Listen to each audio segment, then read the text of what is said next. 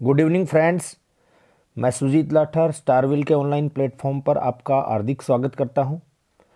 हमने सीडीपी की एक टेस्ट सीरीज चला रखी है जिसमें आज हम रीट 2016 फरवरी में एग्ज़ाम हुआ था, ये 2016 में लेवल फर्स्ट की जो साइकोलॉजी है इसके बारे में हम डिस्कशन करेंगे। तो चलिए आज के सेशन की शुरुआत करते हैं। पहला क्वेश्चन है, बाह्य आभास के आधार पर व्यक्तित्व का वर्णन कहा जाता है। तो जो बाह्य वेशभूषा या शारीरिक बनावट के आधार पर जो हम व्यक्तित्व का वर्णन करते हैं तो वो किस प्रकार का दृष्टिकोण कहलाएगा। तो ये गहन दृष्टिकोण नहीं हो सकता, ये सतही दृष्टिकोण होगा। सरफेस व्यू इसका राइट आंसर हो जाएगा, क्योंकि केवल बाहरी बनावट या बाह्य आभास के आधार पर ही व्यक्तित्व का जो वर्णन होता है वो सरफेस व्यू या सतही दृष्टिकोण कहलाता है।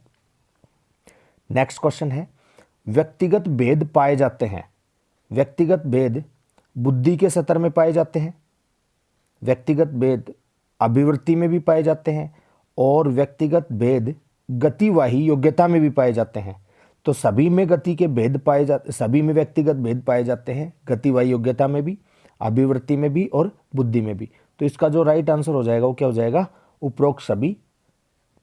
नेक्स्ट क्वेश्चन है, चिंतन प्रारंभ होने के लिए क्या आवश्यक है। तो देखिए, चिंतन या थिंकिंग कब प्रारंभ हो सकता है, जब हमारे सामने कोई समस्या हो। तो इस क्वेश्चन का जो राइट आंसर हो जाएगा वो ऑप्शन डी हो जाएगा। चिंतन प्रारंभ होने के लिए क्या आवश्यक है, समस्या, प्रॉब्लम का होना जरूरी है। प्रॉब्लम होगी तभी हम चिंतन या थिंकिंग कर सकते हैं। नेक्स्ट क्वेश्चन है, बुद्धि लब्धि का सिद्धांत सर्वप्रथम किसने विकसित किया था। तो देखिए, बुद्धि लब्धि का सिद्धांत सर्वप्रथम किसने विकसित किया था, हमने एक पहले की टेस्ट सीरीज में भी इस बारे में बात की है। जो इंटेलिजेंस कोशेंट का फॉर्मूला है वो सबसे पहले किसने विकसित किया, सैटर्न ने। सैटर्न और इनके एक साथी थे कोहलमान।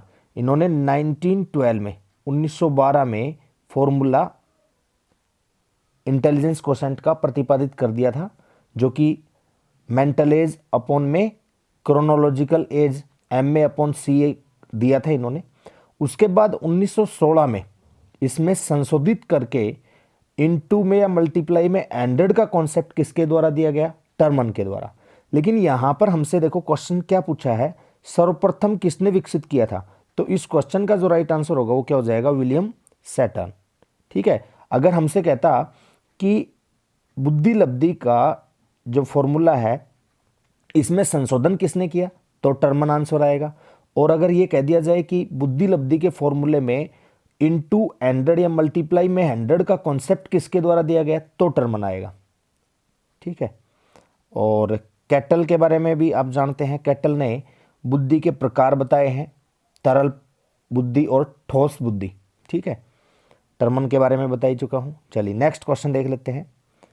प्रगतिशील परिवारों में बच्चों में अपेक्षाकृत कौन से प्रेरक अधिक प्रबल होते हैं, या कौन सा प्रेरक अधिक प्रबल होता है। किन परिवारों की बात कर रहा है, प्रगतिशील परिवारों की। तो जो प्रगतिशील परिवार होते हैं उन बच्चों में उपलब्धि, अचीवमेंट का जो प्रेरक है वो सबसे अधिक प्रबल होता है। तो इसका आंसर हो जाएगा ऑप्शन सी, उपलब्धि। नेक्स्ट क्वेश्चन है, निम्न में से कौन से पिछड़ेपन का कारण नहीं है। सामान्य बुद्धि का अभाव, ये टाइपिंग एरर मान सकते हैं आप। सामान्य बुद्धि का अभाव पिछड़ेपन का कारण हो सकता है। अगर बात की जाए शारीरिक दोष तो ये भी पिछड़ेपन का कारण हो सकता है। विशिष्ट पिछड़ापन किसी विशेष क्षेत्र में, तो ये तो पिछड़ेपन का कारण होता ही है। लेकिन स्वस्थ वातावरण जो है वो कभी भी पिछड़ेपन का कारण नहीं हो सकता। तो हमसे क्वेश्चन में यही पूछा गया है कि पिछड़ेपन का कारण कौन सा नहीं है। तो इस क्वेश्चन का जो राइट आंसर होगा वो क्या हो जाएगा, ऑप्शन डी। चलिए नेक्स्ट क्वेश्चन देख लेते हैं।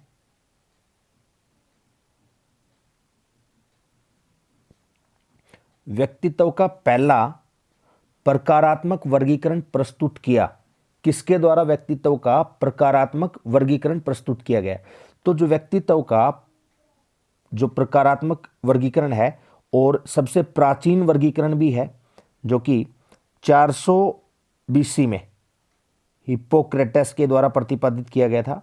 400 ईसा पूर्व में हिप्पोक्रेटस एक चिकित्सा शास्त्री थे और इन्होंने एक पुस्तक के माध्यम से ये वर्गीकरण प्रस्तुत किया और उस पुस्तक का नाम था नेचर ऑफ मैन। ठीक है, इसमें व्यक्तित्व के इन्होंने 4 प्रकार बताए: काला पित्त प्रदान, पीला पित्त प्रदान, रक्त प्रदान और कफ प्रदान। ठीक है, तो इस क्वेश्चन का जो राइट आंसर हो जाएगा वो क्या हो जाएगा? Option C, Hippocrates. अगर हम बात करें सेल्डन की, तो सेल्डन ने भी व्यक्तित्व का वर्गीकरण किया था और सेल्डन ने व्यक्तित्व का वर्गीकरण शारीरिक बनावट के आधार पर किया था या शारीरिक संरचना के आधार पर हम कह सकते हैं। इन्होंने व्यक्तित्व के 3 प्रकार बताए थे: गोलाकार, आयताकार, लंबाकार, या कह सकते हैं हम एंडोमॉर्फिक, मिजोमॉर्फिक और एक्टोमॉर्फिक। ठीक है, तो आपको ध्यान रहेगा कैटल ने क्या किया था? बुद्धि के सिद्धांत बताए थे। ठीक है, बुद्धि में कौन सा सिद्धांत? तरल और ठोस बुद्धि का जो सिद्धांत है वो कैटल के द्वारा प्रतिपादित किया गया था। ठीक है, चलिए नेक्स्ट है, सामान्य तथा विशिष्ट कारक सिद्धांत का प्रतिपादन किया था। सामान्य तथा विशिष्ट कारक, जनरल फैक्टर और स्पेसिफिक फैक्टर जो थ्योरी है वो प्रतिपादित की गई थी स्पीयरमैन के द्वारा। तो इस क्वेश्चन का जो राइट आंसर हो जाएगा ऑप्शन बी, स्पीयरमैन के द्वारा प्रतिपादित किया गया था ये सिद्धांत। और अल्फ्रेड बिने ने यूनिफैक्टर थ्योरी या एक तत्व सिद्धांत या निरंकुशवादी सिद्धांत का प्रतिपादन किया था। और बुद्धि के टॉपिक में सबसे पहला काम जो परीक्षण तैयार किया था वो भी अल्फ्रेड बिने ने साइमन की सहायता से तैयार किया था 1905 में। और नेक्स्ट क्वेश्चन देख लेते हैं हम, तनाव को कम करने के अप्रत्यक्ष ढंग कहलाते हैं। तनाव को कम करने के जो अप्रत्यक्ष ढंग है, मतलब जो प्रत्यक्ष नहीं है, तो उनको हम कहेंगे रक्षात्मक युक्तियां या रक्षात्मक यांत्रिकता। तो इसका ऑप्शन हो जाएगा बी, राइट आंसर हो जाएगा। जो डिफेंस मैकेनिज्म कह सकते हैं आप इसको इंग्लिश में, डिफेंस मैकेनिज्म। तनाव या फ्रस्ट्रेशन को कम करने के लिए डिफेंस मैकेनिज्म ही काम करता है, रक्षात्मक युक्तियां काम करती हैं। नेक्स्ट क्वेश्चन देख लेते हैं, मस्तिष्क की संरचना तथा कृत्यों के विभेद का परिणाम होता है। खालिस्तान मस्तिष्क की संरचना तथा कृत्यों के विभेद का परिणाम होता है। तो मस्तिष्क की संरचना तथा कृत्यों का विभेद, इसका मतलब क्या हुआ? देखो, इस क्वेश्चन का समझने का प्रयास करना। मस्तिष्क में जो संरचना है, बनावट है, वो कुछ और है, लेकिन जो किया जा रहा है वो कुछ और है। इसका मतलब माइंड में समझ कुछ और है और कर कुछ और रहा है। तो इसका मतलब ये बच्चा जो है ये डिसलेक्सिया विकार से ग्रसित है और इसका राइट आंसर हो जाएगा ऑप्शन सी। ठीक है, ये बच्चा डी को बी पढ़ सकता है, सा को वाज पढ़ सकता है। ठीक है, तो इस टाइप के बच्चों में जो उनके मस्तिष्क की संरचना है और उसके कार्यों के जो मतलब उसके द्वारा जो किया जाता है उसमें विभेद पाया जाता है, तो ये डिसलेक्सिया टाइप के बच्चे होते हैं। चलिए नेक्स्ट क्वेश्चन देख लेते हैं, जिन बालकों की बुद्धि लब्धि खालिस्तान है साधारणतः उन्हें मानसिक न्यूनता ग्रसित की श्रेणी में रखते हैं। तो इसको बैकवर्ड चाइल्ड हम कह सकते हैं। बैकवर्ड चाइल्ड की श्रेणी में किसे रखा जाता है? सिंपल क्वेश्चन है, जिसका IQ 70 से कम हो। IQ जो टेबल है वो सबसे पहले 1916 में टर्मन के द्वारा बनाई गई थी या तैयार की गई थी। चलिए नेक्स्ट क्वेश्चन देख लेते हैं, खालिस्तान बच्चों में अमूर्तमान प्रत्ययों को ग्रहण करने की योग्यता होती है। खालिस्तान बच्चों में अमूर्तमान प्रत्ययों को ग्रहण करने की योग्यता होती है, तो इसका जो आंसर आएगा वो आएगा गिफ्टेड चाइल्ड, प्रतिभाशाली बच्चे। गिफ्टेड चाइल्ड का जो कॉन्सेप्ट है वो रेंजोली के द्वारा प्रतिपादित किया गया था, 3 रिंग मॉडल जिसको हम कहते हैं। ठीक है, तो इसका राइट आंसर हो जाएगा ऑप्शन बी। नेक्स्ट क्वेश्चन है, निम्न में से कौन सा मूल्यांकन का प्रकार नहीं है? तो मूल्यांकन का प्रकार योगात्मक प्रकार होता है। मूल्यांकन का योगात्मक को हम कहते हैं सबमेटिव। ठीक है, और निर्माणात्मक भी मूल्यांकन का प्रकार होता है जिसको हम बोलते हैं फॉर्मेटिव। और CCE ये भी मूल्यांकन का प्रकार होता है। तो कौन सा प्रकार नहीं है, नहीं पूछा है तो अपना आंसर आ जाएगा ऑप्शन ए, मानक। ठीक है, मानक या नॉर्म्स, नॉर्म्स किसी प्रकार के मूल्यांकन का या इवैल्यूएशन का टाइप नहीं है। चलिए नेक्स्ट क्वेश्चन देख लेते हैं। क्वेश्चन नंबर 14 देखिए।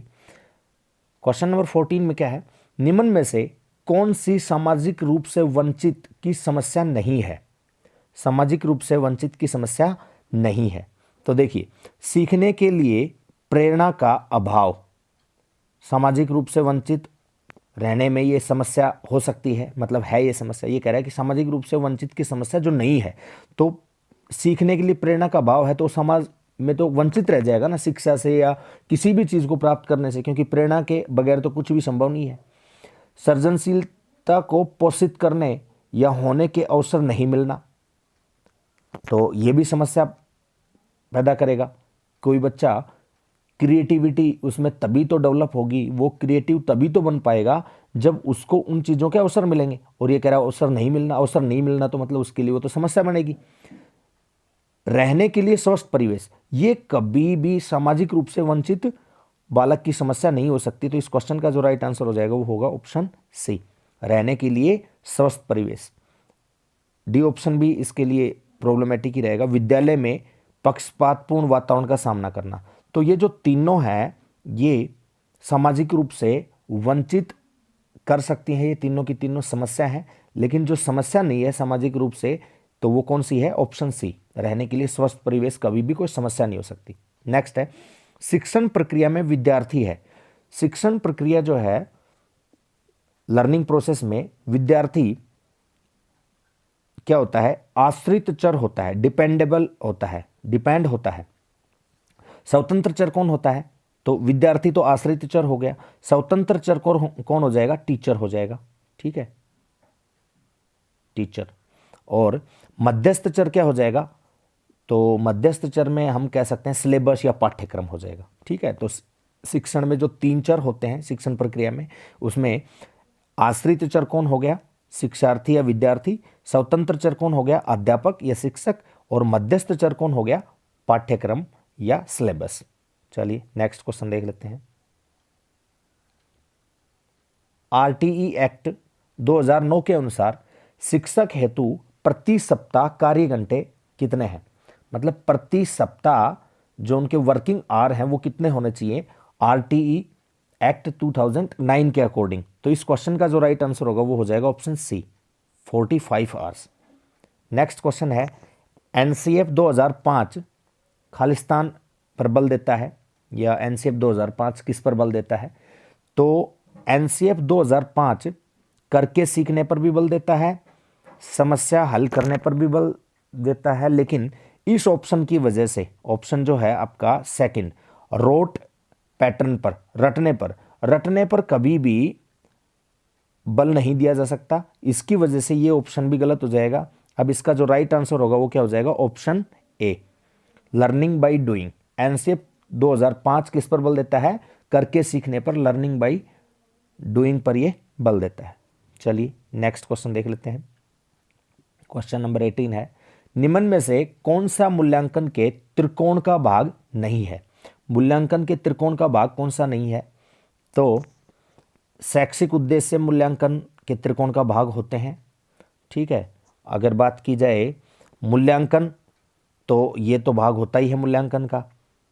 शिक्षण अनुभव और अधिगम अनुभव, तो इसका जो भाग नहीं होगा ना, वो नहीं होगा शिक्षण अनुभव।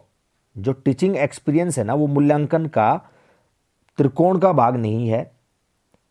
अधिगम अनुभव जो है, ठीक है, लर्निंग एक्सपीरियंस है, ये इसका भाग होता है। तो भाग कौन से हैं? पहला हो जाएगा इसमें शैक्षिक उद्देश्य, मूल्यांकन और अधिगम अनुभव। और इसका भाग कौन सा नहीं है? शिक्षण अनुभव, टीचिंग एक्सपीरियंस। चलिए नेक्स्ट क्वेश्चन देख लेते हैं। क्रियात्मक अनुसंधान के महत्व के बारे में निम्न में से कौन सा कथन सही नहीं है? सही नहीं है, नहीं वाले क्वेश्चंस को थोड़ा सा अच्छे से पढ़ने की आवश्यकता रहती है हमेशा ही। देखिए, कह रहा है कि कौन सा कथन सही नहीं है? उपभोक्ता ही अनुसंधान करता है, मतलब रिसर्चर है या खोज करता है, जो चीज़ों का प्रयोग कर रहा है। ठीक है, समस्या का हल शीघ्रता से प्राप्त हो जाता है, दोनों के दोनों पॉइंट सही है। समस्याओं का हल अभ्यास में लिया जाता है और उसका मूल्यांकन नहीं किया जाता, तो ये गलत हो गया। समस्याओं का हल अभ्यास में किया जाता है या समस्याओं का हल अभ्यास में लिया जाता है, यहाँ तक तो ठीक है, लेकिन मूल्यांकन जिसका नहीं होगा तो वो अनुसंधान का महत्व जो है वो नहीं बता पाएगा, इसलिए वो गलत हो जाएगा। तो आंसर क्या हो जाएगा इसका? राइट, सी ऑप्शन इसका राइट आंसर हो जाएगा। चलिए नेक्स्ट क्वेश्चन देख लेते हैं। पर्यावरण या वातावरण वह बाह्य शक्ति है या बाहरी शक्ति है जो हमें प्रभावित करती है, ये किसने कहा था? तो पर्यावरण या वातावरण एक बाह्य शक्ति के रूप में हमें सबसे अधिक प्रभावित करते हैं, और ये जो पर्यावरण है या वातावरण है वंशानुक्रम के साथ मल्टीप्लाई के संबंध को भी बनाकर रखती हैं। तो ये जो कथन है ये किसका है? जेरोस का है। तो इसका जो राइट आंसर हो जाएगा वो ऑप्शन बी। नेक्स्ट क्वेश्चन है, तर्क जिज्ञासा तथा निरीक्षण शक्ति का विकास होता है। तर्क जिज्ञासा तथा निरीक्षण शक्ति का विकास होता है। तो तर्क जिज्ञासा और निरीक्षण शक्ति का विकास, इस क्वेश्चन को हम कनेक्ट कर सकते हैं कॉग्निटिव डेवलपमेंट थ्योरी जो है, संज्ञानात्मक विकास का सिद्धांत, जीन पियाजे से। तो जीन पियाजे के अनुसार जो तर्क जिज्ञासा और निरीक्षण शक्ति का विकास होता है वो होता है 11 वर्ष या इसके बाद। तो इसका आंसर क्या हो जाएगा? 11 वर्ष, ऑप्शन बी। नेक्स्ट क्वेश्चन देख लेते हैं।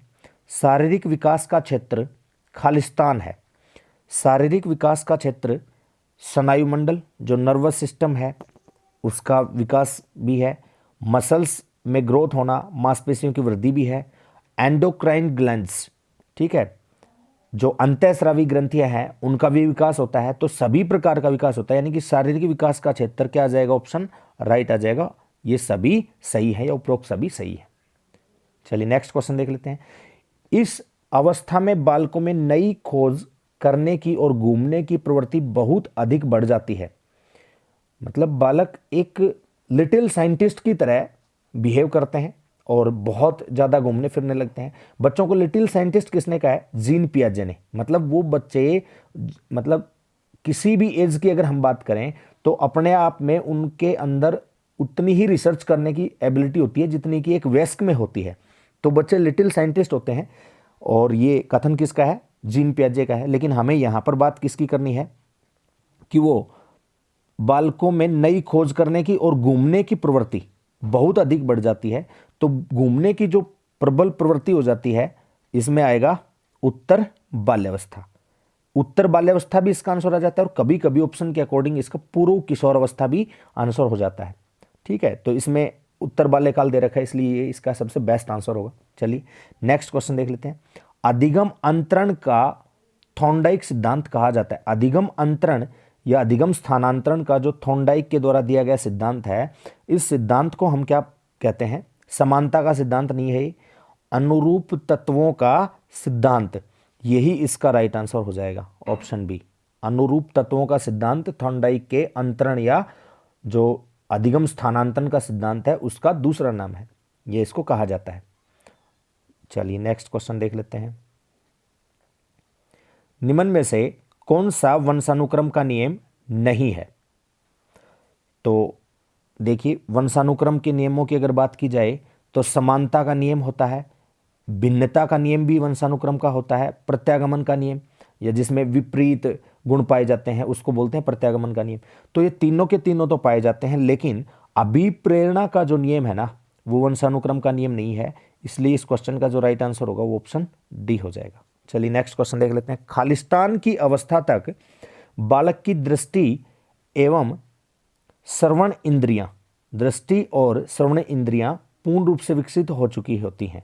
तो ये जो अवस्था है ये होती है 8 से 9 साल, 8 या 9 वर्ष, 8 या 9 वर्ष की अवस्था है जिसमें बच्चे की देखने की और सुनने की जो सभी इंद्रियां हैं ना वो पूर्ण रूप से विकसित हो चुकी होती हैं। डेवलप होने की बात कर रहा है।